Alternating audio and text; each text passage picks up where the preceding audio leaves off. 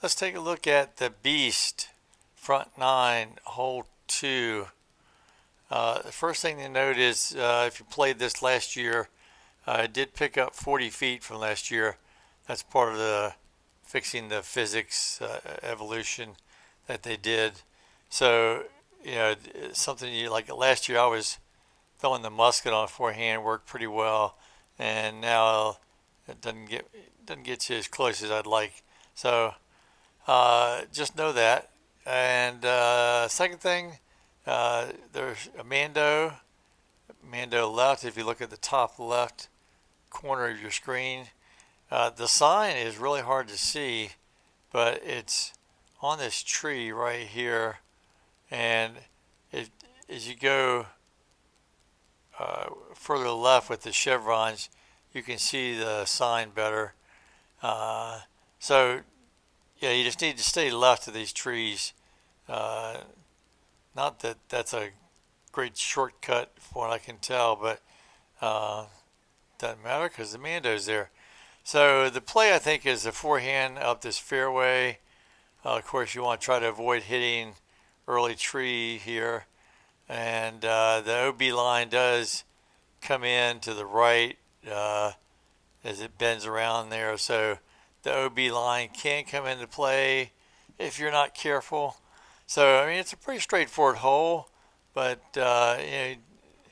you could probably, if you took it for granted and were careless, you could probably easily find par here. So let's see. As far as disc, I think the ones that make sense with the distance as it is today, the glide roll rive in just about any favorable wind. Uh, that would be a light headwind or a tailwind. If you have a heavy headwind, you might want to disc up to the light glide rive if you have it. And if you're behind on the card and want to ace run it, the glide skip rive probably. So let's take a look. We'll start with the glide roll rive. I'm going to put the middle chevron on the ground, center of the fairway here to the left. And then we're just going to give it just a touch of hyzer, not a whole lot. We don't want to overcook this. About to here maybe. Let's see how this looks. That looks pretty good. Now, you want to be on the front side of this green.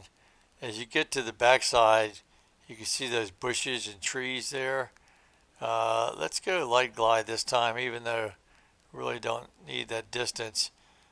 But I want to demonstrate the hazards of the back side of the green. And this should carry us a little bit long. But these bushes, if you get back here, they do have collision. So like right here, it's not going to be a lot because I'm on the very edge. But if you get towards the center of these bushes, they have some pretty significant collision.